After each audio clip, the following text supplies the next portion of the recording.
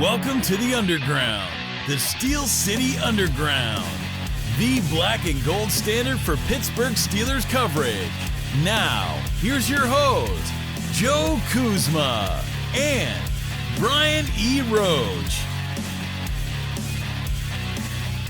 Hello, everyone, and welcome to another edition of the Steel City Underground podcast. My name is Joe Kuzma, and joining me here for the Steelers post-game, a little bit of fallout from their 29-17 loss. Had to look at the score. Couldn't believe that actually was tacked on at the end. But joining me here to kvetch and whine and maybe complain and probably make some factual points that have nothing to do with our usual the refs stink. Mr. Brian E. Roach. Brian, what's going on, man? The refs do stink, but that wasn't a problem yesterday. No, and it hasn't been a problem for pretty much the entire season for the most part. Some of the spots maybe. Let me start my ref rant. Why were Al Michaels and Kirk Herbstreit in love with that ref? What was it about that guy where they actually had to go on a rant about how he was very statuesque and quite the striking referee, the epitome of an NFL. What the hell was that about? I mean, maybe it's an inside joke. Maybe they had some type of media, like scrum or media scrum or something. They talked to the guy, Alan Clark, by the way, if you didn't get to see the game last night. But when I mentioned that actually to my uncle, who's a Browns fan, we were watching the game together. He doesn't have the Amazon Prime to stream it, so invited him over. We had a lot of interesting things to say on both sides of the football, because it's not like he's, there's 2 minutes left and he's like, hey, I got to sit here and watch the whole thing because I can't trust the Browns to close this game out. But have you ever seen a fat NFL referee? They're all chiseled specimens. Even Ed Hockley, who I believe was an attorney or a lawyer, and the dude's jacked. You know what I mean? He could have been on Muscle and Fitness or something at some point, or Men's Fitness, or, if they put referees in that spotlight, obviously it'd probably be a conflict of interest of some sort. But yeah, there's no, like in all professional sports, you don't have like heavy set or chubby referees. Oh, no. Like baseball, you do. Well, baseball guys don't have to move. I know that, but that's why. In the minors, though, they get their they earn their stripes in the minors because they got to move around from base to base. There's usually only like two of them. You got one guy that's covering the infield, outfield, and then you got an umpire who also has to move. He has to boogie too, man. So, we're here, man. We were saying 1-2 is probably better than the 0-3 or possible potential 0-4. We were thinking 1-3 through the first 4 games based on absolutely nothing when we were making some of these predictions early on. And now we're here. And we saw that the Steelers probably could have had either one of these games. Don't let 29-17 fool you. For the folks on Twitter that are on my case, Naji fumbled at the end of the game. Naji doesn't fumble. Naji's fumbled like once in his entire life, and I believe he was like 6 years old when it happened. He is not a problem. But then somebody said, we need to see more Jaylen Warren. I said, Jaylen Warren was carrying a football around like a baby during training camp, and so that to get the point across, and that happened, and that's not going to be too much more job security for Jaylen Warren if that happens versus Najee Harris trying to look for somebody to pitch the ball to on a hook and ladder last second desperation play that you shouldn't even have been in a position doing. Who cares about that last 6 points? It really doesn't matter. It was immaterial to the final outcome of the game. It just makes the score look uglier than it really was, and it was ugly enough, to be frank. I mean, it had its moments. There was. Let me take a new age view of things and say there were some positives. There were things that occurred in the game that made you happy, that you were like, wow, we saw that. Like, we were able to run the ball for a half. We were able to pass the ball for a half. We were able to stop the run for a half. So, yeah. I mean, first half was a wonderful experience in some ways. It wasn't perfect, but considering this team and what we have seen thus far, the first half of the game was one where you could sit back and go, I quite enjoyed that first half of that game. It was very pleasant. I thought it went well, right? And be a calm human being. And then, then there was the second half. Yeah, I got a lot to say about that. And there's Brian, I'm struggling with this. We had a preseason where everyone said trade Mason Rudolph. Mason sucks. Why is this bum on the team? All this other stuff. And then we get into the regular season. Did people buy like Mitch Trubisky jerseys or stock in Mitchell Trubisky that they defend him to the point of fire Matt Canada or so and so? Like there was a bad drop. And Mitch looked like the type of game manager that you would want him to be through that first half. So let's take a look at some statistics, of course, from yours truly's account here at Joe_Kuzma, as you can see on the screen for those of you who are watching the video version.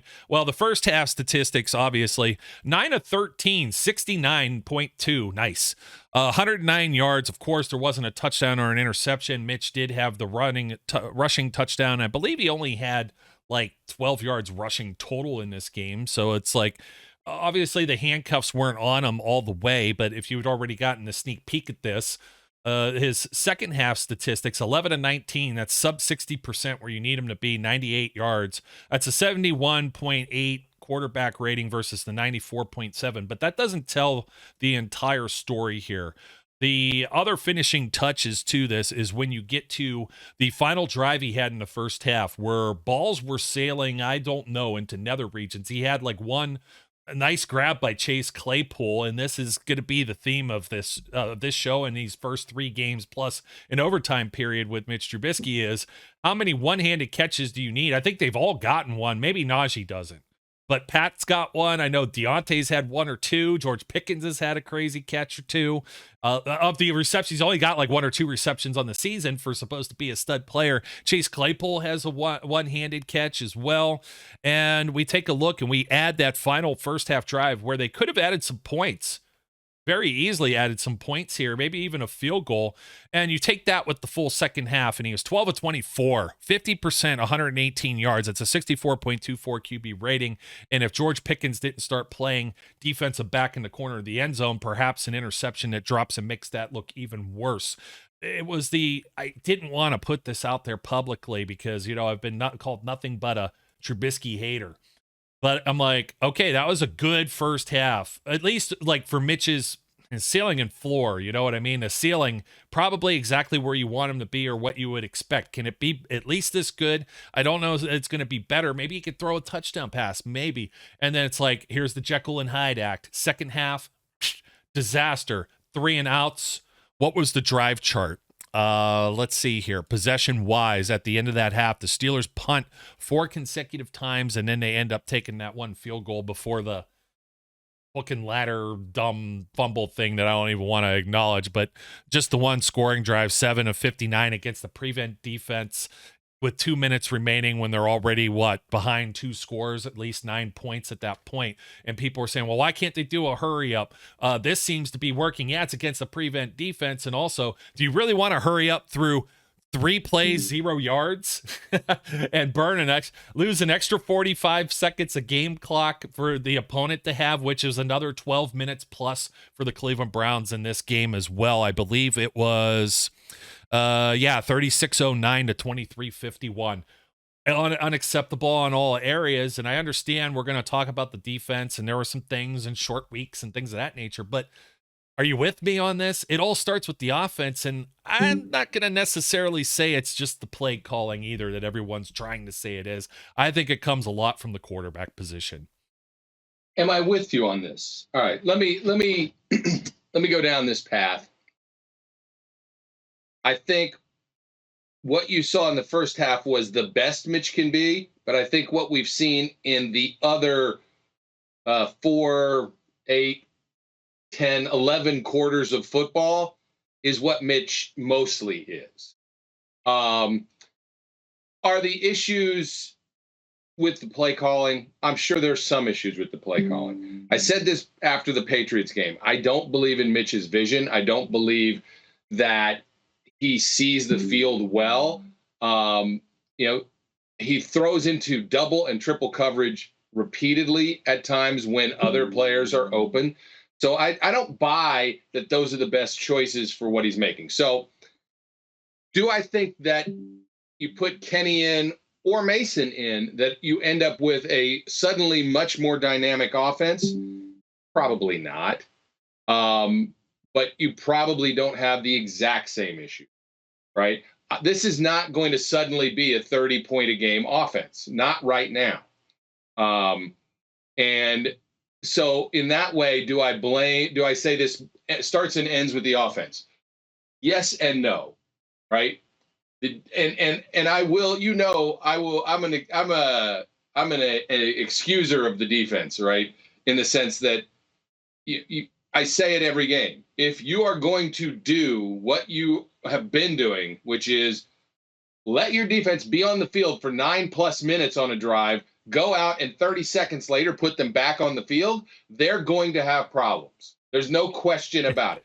They already have problems getting the pressure without TJ Watt too. So now tired and a short week. I was encouraged that they got a sack. Maybe even had 2. I don't remember, but they definitely had 1. I thought Alex Highsmith played a better game after M Squared called out his dad on Twitter. Idiot. Agreed.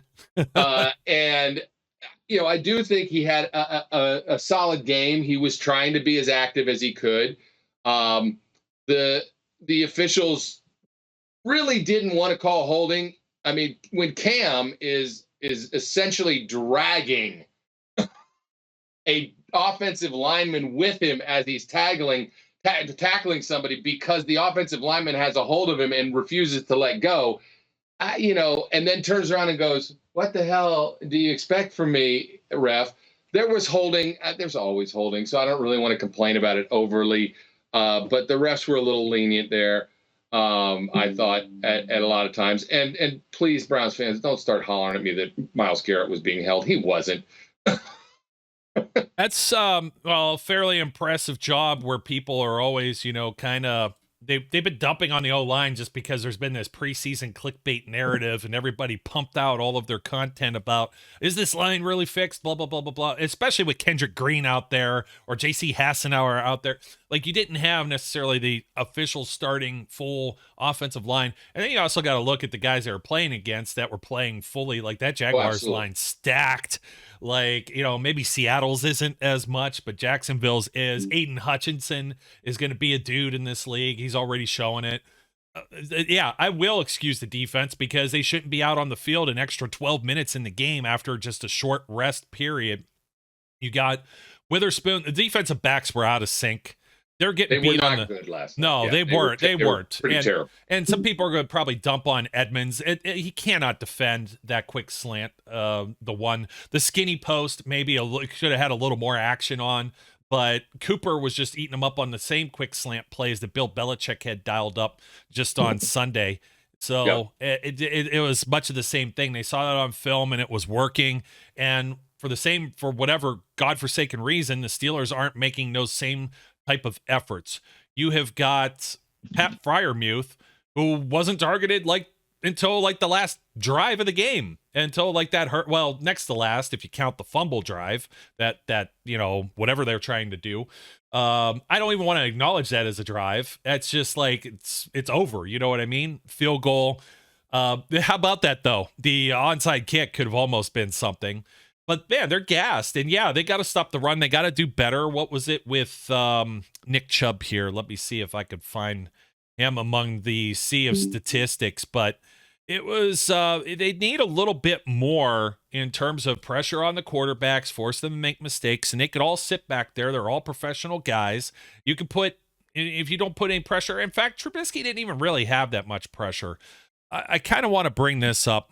I'm not sure where I want to shoehorn and circle around with this. Let's just stick with him for a second in the quarterback position. And what can you do, or what can be fixed, or what can be changed or different? Right now, he's 62 of 103 this year for 60.2%, 569 yards. It's a 5.5 yards per attempt. And I'm going to find Josh Roundtree was the beat reporter that got in on this somewhere, and I think he said that would be something like a 30-year low if it continues in this direction among NFL quarterbacks. I think the lowest last season was maybe 6 yards per pass attempt. He has 2 touchdowns. He has the 1 interception. He's taken 5 sacks. That's a 77.7 rating on the season. Incidentally, the reason why you believe the Steelers can perhaps do something this year, and you feel maybe some of these games are potentially winnable, is that their opponents overall, Brian, 63% completed. Now, 810 yards to the 569 that Trubisky has had to this point. However, that's only a 79.5 rating. Of course, it's very heavily skewed, the 5 touchdowns and 5 interceptions, by that game in Cincinnati where Joe Burrow was practically just lit up nonstop. So I wanted to point this out for our listeners, and I know I'm going to get some eye rolling and stuff as usual, as per the usual on this. So Mitch Trubisky has 2 TD passes in 3 games, plus the extra overtime of probably a full 10 minutes, if you want to call it that. And Mason Rudolph, in his 10 career starts, has 5 games with 2 touchdown passes in each. And the other 6 games he has 6 more games with at least 1 touchdown pass. So we have 3 games where Mitch has only been able to throw 2. And I say it's not the quarterback, and I know the math is a little off. That's because Mason Rudolph, he does have like 1 start with 0 touchdown passes. That came by virtue of playing that Bengals game where he did get sat down for Duck Hodges, and the offense had struggled. And then you got the other game where he came in for Ben at halftime, and he threw 2 touchdowns in that game. So he's got like maybe 2 others in here where it's 1 or 0. But the guy's at least... I'm not advocating Mason Rudolph, but if you're advocating to not throw Kenny out there because he's a rookie and you want a veteran guy, I think that you can't get any much worse. Mason might throw a pick here or there, but at least maybe he targets something and he throws for 250, 300 yards and he gets a touchdown pass. Maybe they get 7 plays or 8 plays in a drive and the defense at least gets a little bit of rest and you get a little more field position and you can move the other team back with a punt versus what is going on right now where they're just... It's a tale of 2 halves in every single half, and this had always been my thing with Mitch Trubisky is just incredibly inconsistent player, and usually not even from game to game within the same game.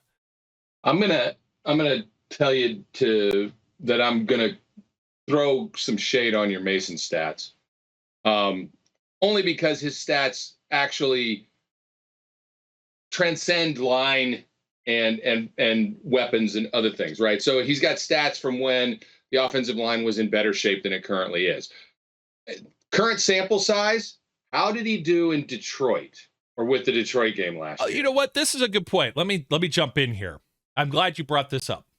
Why was that game Mason Rudolph's fault, but the last 3, you know, you're going to give credit or take credit away? Why is it Matt Canada's fault for the last 2 losses when you had fumbles in that Detroit game, and you asked Mason to throw 50 times, you have Mitch throw like 3 times in a row to, I don't know, does somebody have like the little star under them on Madden? But you're equivocating now. See, now you're trying to shift the focus. The focus no. It's all the hate that comes from Mason Rudolph. Forget the hate. And We're I not go talking on. about the hate. You can't control hate. Well, hate is, people are just haters. They're going to jump in the comments section and be like, no, you're crazy about Mitch Trubisky. And it's like, well, why do you hate one guy who's, if he's mid-level and the other guy's mid-level, it's like, be consistent at least. If they're both playing poor, throw them both under the bus. If they're playing okay, then lift them up. And the first half of Mitch, you are making an argument that the fan base needs to be I know, consistent. But it makes it it's the same thing. James Conner fumbles in San Francisco, and he didn't have Conner, he didn't have Juju in a lot of those games. He missed Deontay in some games. He had Tevin Jones, Johnny Holton, Benny Snell, Tony Brooks James. You had Kareth White. You had Deion Kane. Probably Dante Moncrief. Everybody remembers his Butterfingers. But you have Deontay Johnson, Chase Claypool, George Pickens, Najee Harris, Pat Freiermuth, and dudes that have a catch radius like nothing you've ever seen. It could... Brian, they don't make these one-hand catches. This could be like much worse than it already is. Oh, absolutely. There's no question about it. I'm not saying that Mason wouldn't perform better. I'm saying I simply don't have any confidence that in this situation he would be any better than Mitch. And I don't think stats can prove it out, is the point I'm making. Absolutely. If they want to jump to Mason, then I think they certainly aren't going to get any arguments from me right now. But if you've already felt that you've made the determination that Kenny Pickett is a better prospect and a better fit in your offense than Mason Rudolph is, which one would expect is the choice they made when they set up this depth chart. I agree. Then you need to put Kenny out there. Like the Jets game is the Nets game, right? So we have a 10-day window. This is the time if you are going to, and let me caveat this by saying, I don't think they will. But if there was a time where you were like, the season is on the brink, it's hard to say that after only 3 games, but the season is kind of on the brink because you aren't necessarily seeing any consistent improvement. You see flashes but you see much more dumps, I guess.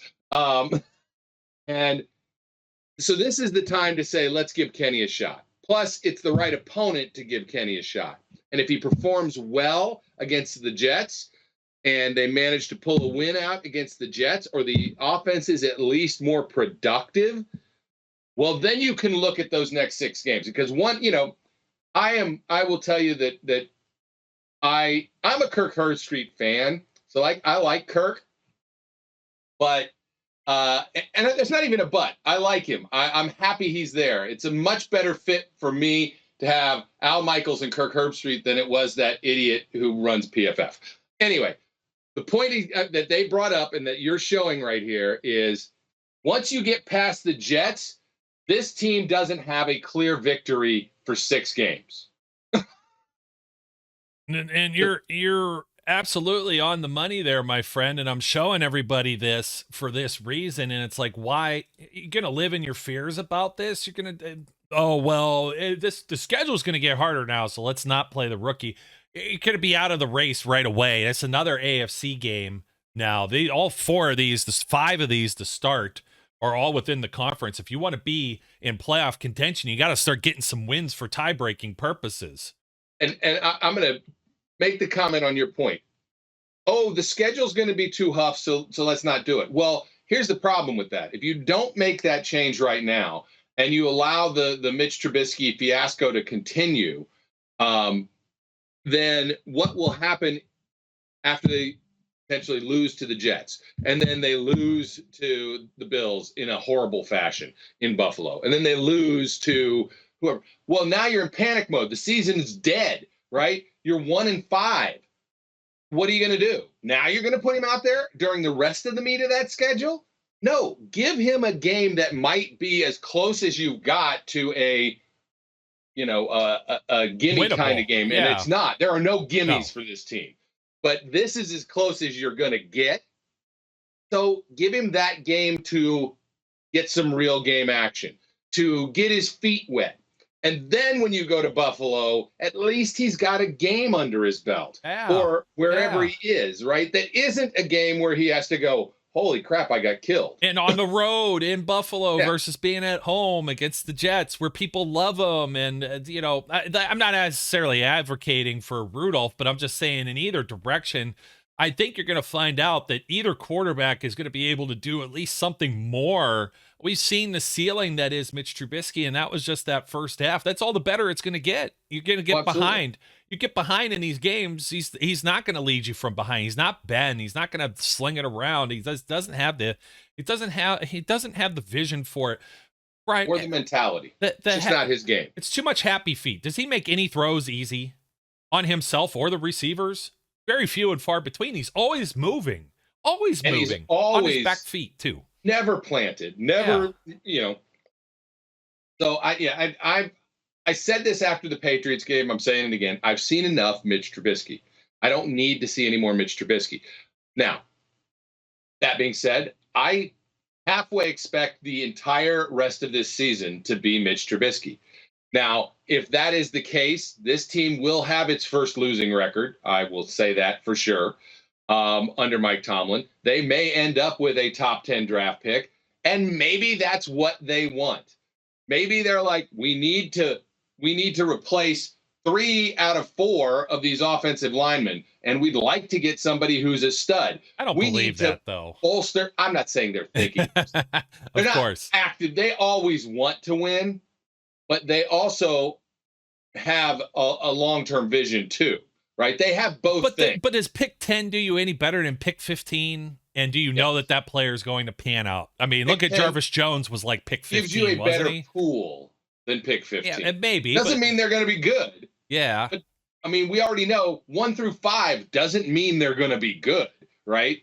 It's a crapshoot anywhere, but you have a better chance of success picking in the top 10 than you do picking in the second 10. And be clear, they have no chance of, if they stick with Mitch Trubisky, I don't think they have a chance of being a middle pick team. They'll be a top pick team, not necessarily number 1, but I wouldn't put it out of the question. Yeah, no, I hear you, but let's hear me out here. Like, Deontay Johnson is a 3rd-round pick.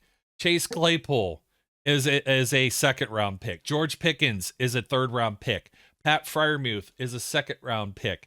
You don't have to go hitting home runs in the 1st round to. We're not talking about offensive weapons. We're talking about the line. Yeah, but okay. And you cannot. Ramon Foster was undrafted. What was David DeCastro? He was a 1st-round pick, but he's pick what was Marquise pick 22? Pick 22. Pouncey was like pick 30. I'm not. I don't care. They're 1st-round picks. Give me a 1st-round pick that's currently on our offensive line. It don't matter as long as you don't give it away, and you got one of the top 32. I think you could still get one of them, and it's not. They're not going to be a playoff.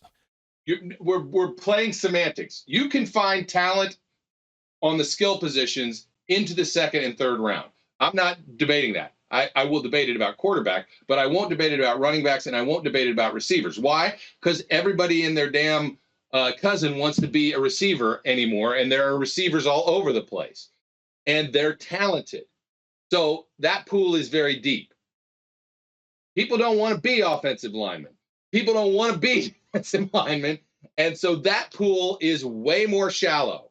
Way more shallow. How good do you evaluate the Cleveland Browns offensive line? Do you think they have a good offensive line? Yes or no? Right now, I think that they have a mediocre offensive line. I think they're geared to what they have, and I think Nick Chubb makes them much better. Okay. I agree to that point. Jedrick Wills is a 1st-round pick. He's replaced, I think, banged up yesterday by James Hudson, who's a 4th-round pick. You have Joel Bitonio, who was a 2nd-round pick from way back when. Ethan Posick was a 2nd-round pick that's been, he was with Seattle, and he's been around a few years. Wyatt Teller, 5th-round pick of the Buffalo Bills. Jack Conklin, originally, with Tennessee, 1st-round pick. But didn't necessarily, maybe whatever reason, didn't work out or just signed as a free agent. So you've got a hodgepodge. You've got a hodgepodge. They can add that at any point. I didn't really want to go there with this particular people in that list are 1st-round picks. Do you think that the offensive line? Well, okay, hold on. Let me go there in a second. And, here, let's flip the question. Is their offensive line better than the Steelers? And if you don't answer that yes, you're lying. No, I agree. But do you think that Steelers' offensive line is as bad as last year? Do you think Mitch Trubisky has time to make reads and decisions on the field compared to what Ben had last year? Not as bad as last year, and that comes from Mason Cole and James Daniels. It absolutely does. I'm surprised. Speaking of it, what the hell was Chuks Okorafor thinking when he jumped on that guy? He's going for a pinfall victory. It's not wrestling. And I'm embarrassed that I actually could decipher that you were talking about a wrestling term there because of what he did. Otherwise, I would have no clue because I don't know what the hell you're talking about. But going for a 3 count, man. That's what he was looking for. He's looking for the win. He had his finisher already done. It was a tag team move from, wasn't it Conklin that drove him into I'm sorry, the other way around, not Conklin, but who am I thinking of? Wrong line. But he got drove in, but it was a friendly fire. One of the Browns players drove him into Walker. It was at Walker, right? That got hurt, and then he was in the air cast. And here's my point on that too. Walker and JOK both go out of that game, and you're not able to hit Pat Freiermuth or do something in the middle of the field with Chase Claypool with backup reserve inside linebackers. And the Browns weren't getting home necessarily in this game. They just the one very sack. Well for Myles Garrett. Yes. They didn't. I mean, you talked they were about thin it on defensive ends. Yeah. They didn't have a load of defensive ends, so they schemed for Myles Garrett, right? He made his presence felt a couple times, but for the most part, he was not a factor in that game. And they did a good job. Look, Dan Moore got his butt handed to him a couple times too. It's just that they had schemed it away from making that be a point of contention. And they could do that because the rest of the defensive line was weak. And that is part of why I discount the fact that they did a good job in this game for the first half. They did a better job than they've been doing, but against who? So what's going to happen who you're against? It's the same thing with the Browns. I get it. Malik Reed and right? Yeah. But taking that performance and now saying the offensive line is better than they were means that next week, if they play the Jets, who I don't even know. I don't pay attention to who the hell the Jets have, but I know that at some point they drafted some damn good defensive linemen. So if their defensive line is better than the Browns and all of a sudden they get mangled, we're back to having the conversation that the offensive line stinks, right? So it's not week to week. You do have to take into account the people that they're going against. Yeah, but at the same time, I think they did pretty successful in each of these 3 games, and Bill Belichick's going to try and attack, whatever your weaknesses are and this and that. And you're not going to tell me that the Jets are necessarily going to have the horses to test them anymore this upcoming week too. The reason I'm mentioning this is like the what can you fix? What can be done? And you look at the run game in the first half versus the second half. Naji Harris, 10 attempts, 46 yards. Jalen Warren, 4 for 30. Of course, Warren in the second half had the one big play that was brought back from the aforementioned. Wasn't that the same exact play with Chooks? But he was illegal. It was the same play, different penalty because they called him as ineligible downfield. Instead of the personal foul that they probably should have called. Yeah, I agree with you on that. And then when we get over to the second half between the two of them, and it's all Naji, the 5 carries for only 10 yards, and we're back in the dumps. And why are we back in the dumps? Because the teams load the box and dare Mitchell Trubisky to beat them. And that's exactly what the Browns did. Now, when Mitch was able to connect and push them out of there, and they made those plays, whether it be that one-handed catch with George Pickens, they're able to run the ball more effectively. I will agree with you only if and when I see a repeated pattern of that success. And there's not once. And there's not because the balls are sailing everywhere. I understand he had a ball to Deontay Johnson that should have been caught. So I will say that ball is on the money. That one's not on Mitch, but that's the point. Like, you got to expect Deontay and George Pickens and Pat Freiermuth and Naji and all these guys to be in the offensive line, to be perfect on every single play, every single game, because the quarterback is just mid. He's just okay. And sometimes he's even below that level. You need better consistent quarterback play. If he has 1 or 2 bad drives, it's football. If somebody drops the ball, Amari Cooper dropped one on a 3rd down that probably would have been a dagger to the Steelers, and he put one on the ground. And Kareem Hunt too.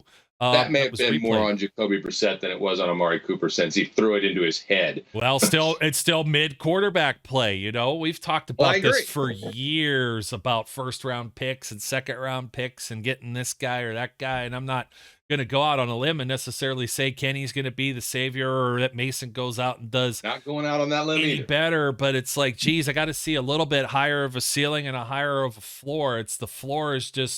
The floor is too low right now, and the ceiling is like I'd be hitting my head on it. And just so I'm clear, Mitch is the perfect example of what I was saying, where it doesn't matter where you're picked. There's no guarantee you're any good, right?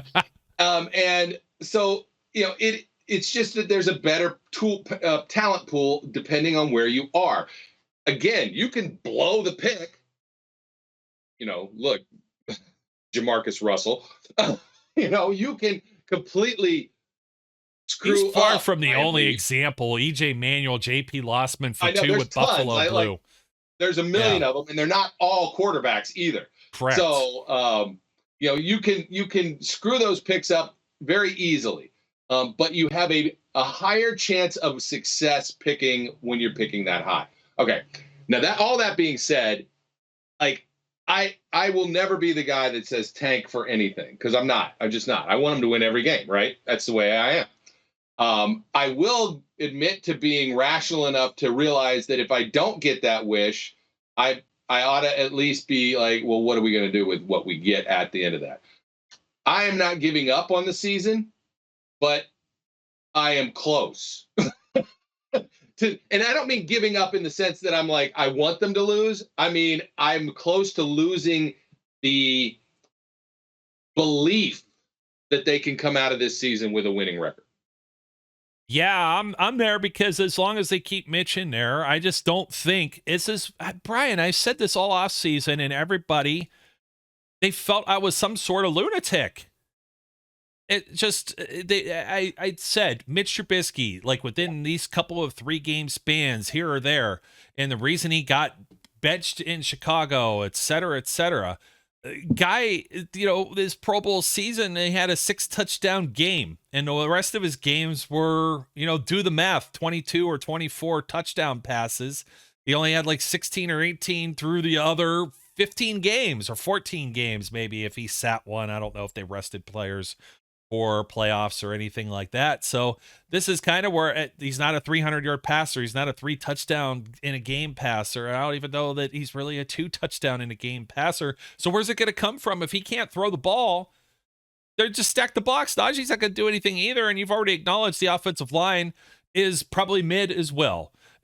They're still I'm sorry, but they're still way better. I still think there's way more time and way more there's stuff that could be done, but I just think Mitch sees ghosts and he doesn't get through his progressions. And when you do that, we can't even get to talking about the defense because I don't even think it's fair. It's the same crap that we've been saying the last couple of years when the offense stalls and goes 3 and out constantly and puts them in bad field position. They're in a bad position no matter what, where the other team also playing with a lead, they can pretty much do what they want with you. They could play you like a harp.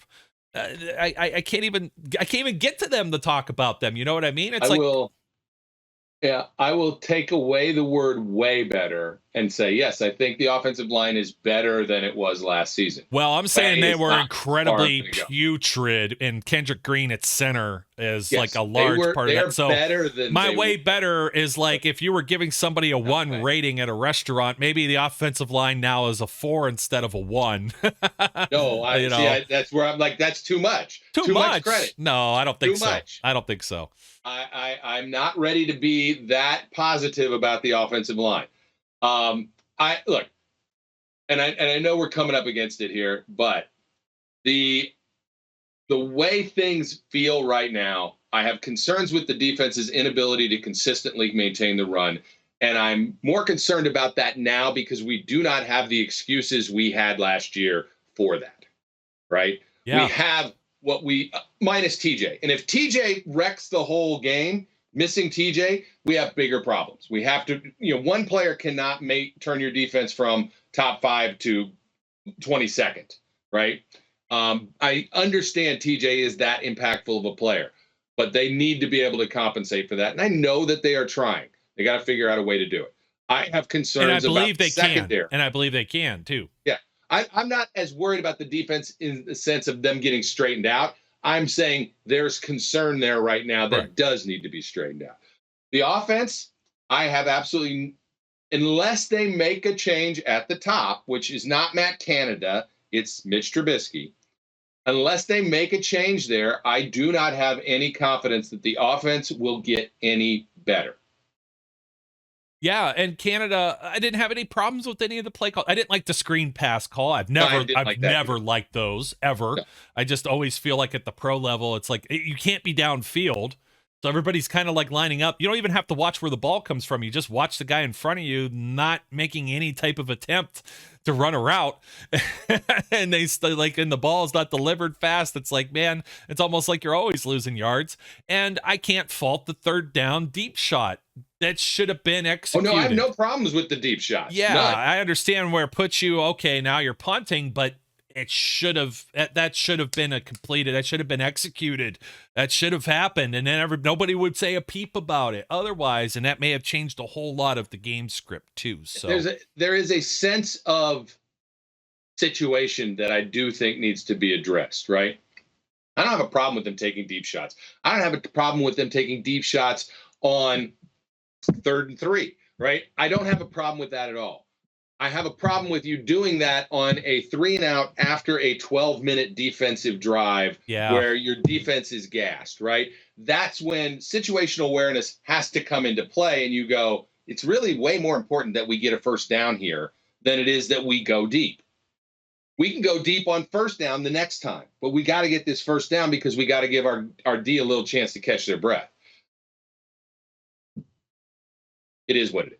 I hear you loud and clear. Well, there's some more things we could dive into here, but this is the Steelers and Browns post-game version of the Steel City Underground podcast with myself, Joe Kuzma, and Brian E. Roach. Zach Flash Saladonia will be back at the beginning of next week as we have a sort of mini bye to see what other fallout happens across the AFC North as well, and discuss whether or not these other things can maybe happen. Let's finish with one last thought. I think I left it here, but everybody's kind of like, oh, you can't put Kenny behind a bad offensive line. Then they change. Well, you can't throw him in here because Matt Canada will ruin him. And then now it's like, well, look at this juggernaut of the schedule that's ahead. You can't throw him in here. Well, when can you play? Why do you take a guy in the first round if you're never going to play him? And will Mike Tomlin be that stubborn?